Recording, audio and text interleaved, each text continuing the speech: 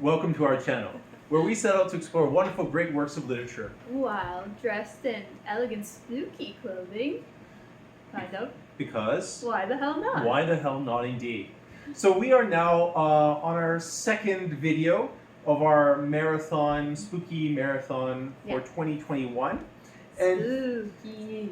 Yes. And so I guess the common denominator with all of these is spooky, but atmospheric spooky. Atmospheric and weird and spooky.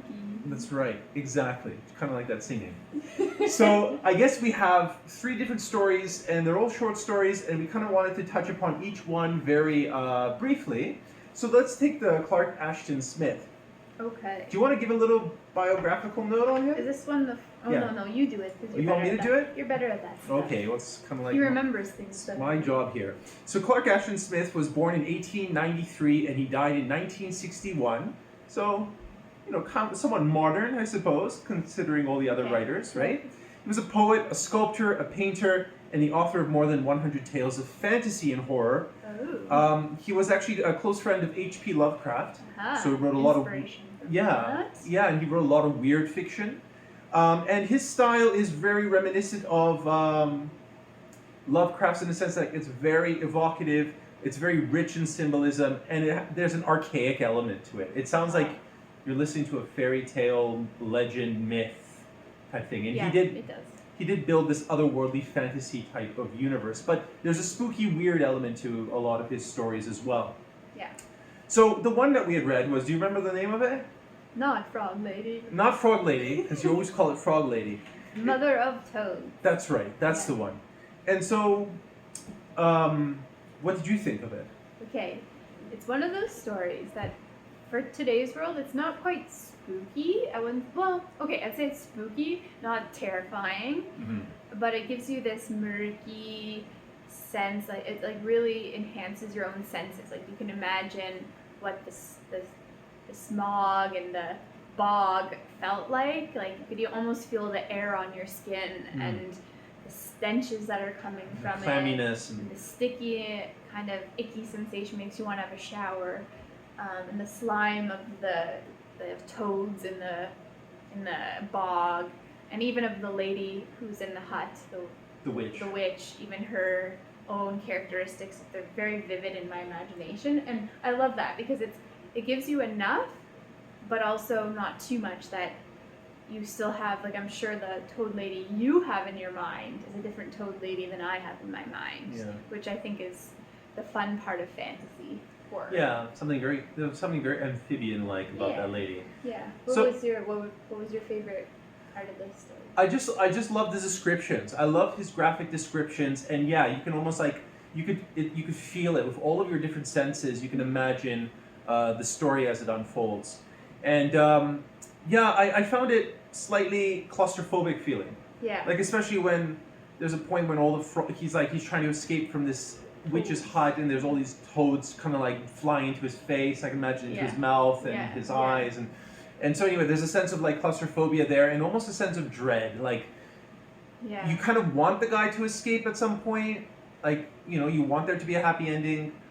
And of course, I'm not going to give it away, but there is this overwhelming sense that like he's in over his head almost. Yeah, it's like that sense of, if you ever have those dreams where you're trying to get out of something and you're just like, the more you scramble, the more it's pulling you deeper and deeper and deeper. And like even in real life, you have that sense, and I feel like it embodies that sense of the more you're trying to be truthful and like explain something, and someone just has already demonized you or something like that. And so the more you try to explain, the more they're just like using more of those points to demonize you, and then you just get this sinking feeling inside. Yeah, like you're I drowning. felt like a drowning sensation. I felt like that was almost like a fantasy version of that. Nice parallel imaging.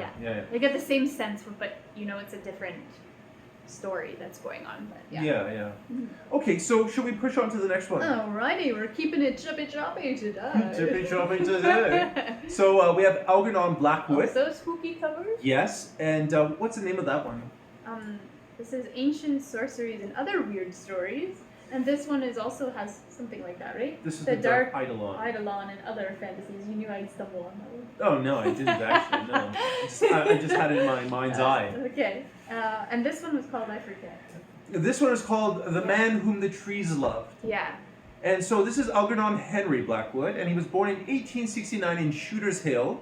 And that sounds creepy too. Yeah, he kind of like, they said he was like, he counteracted this strict religiosity of his early upbringing, and he read a lot of Buddhist tracts, and he was drawn to Eastern mysticism, theosophy, occultism, and he actually took trips to Canada and Switzerland.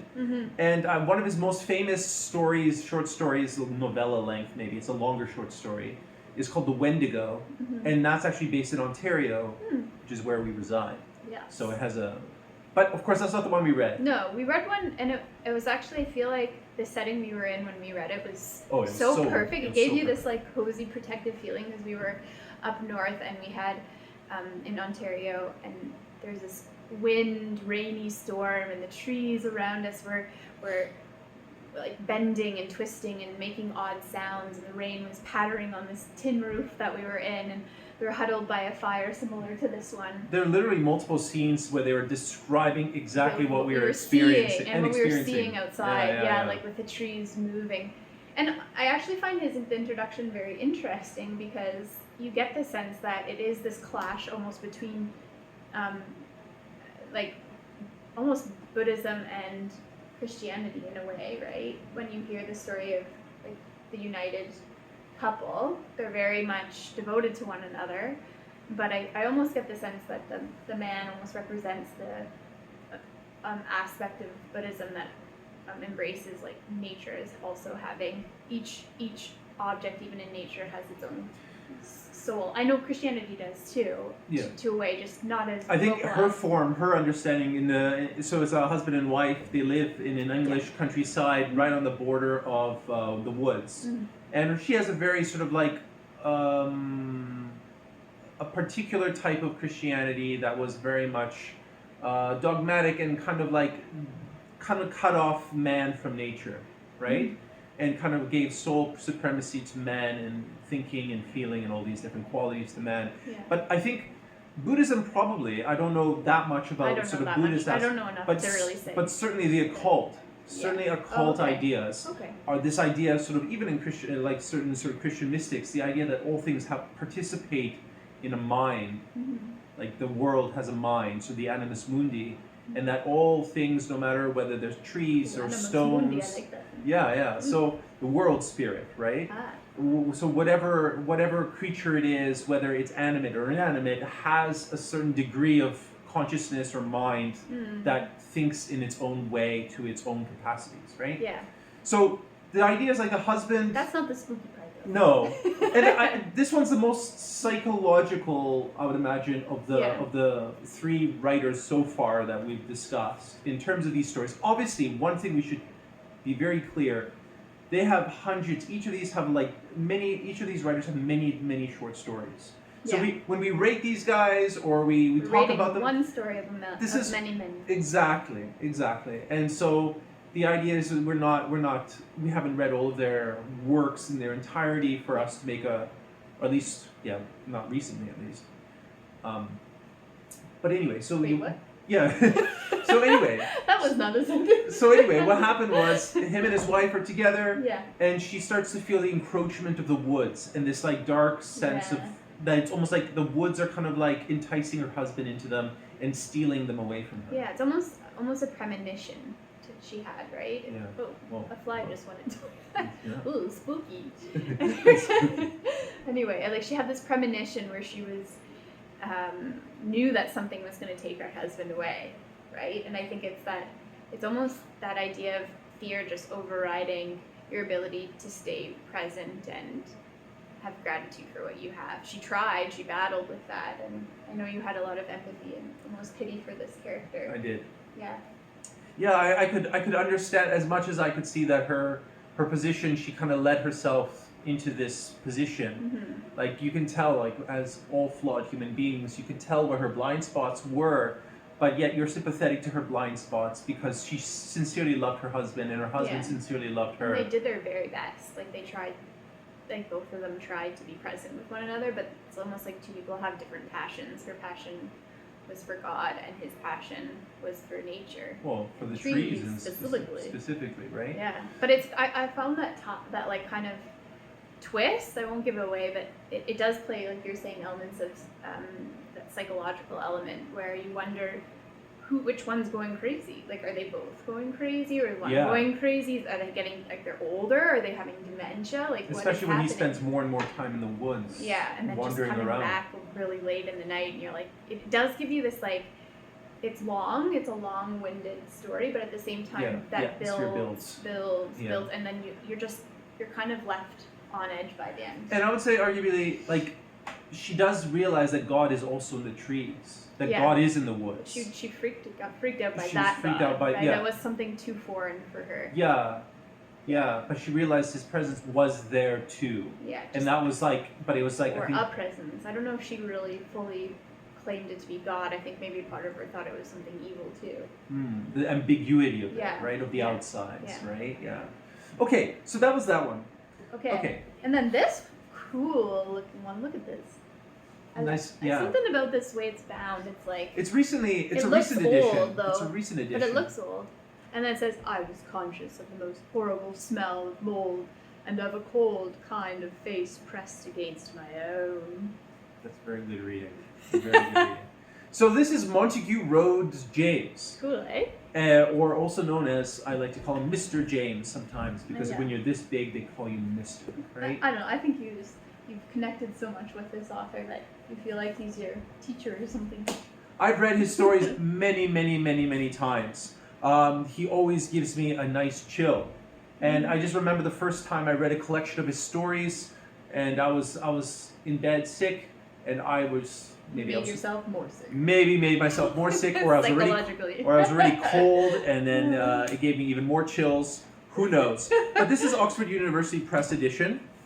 And I believe most of his major works are in here. So what is the name of this story that you wanted to talk about? Well, there was the number 13.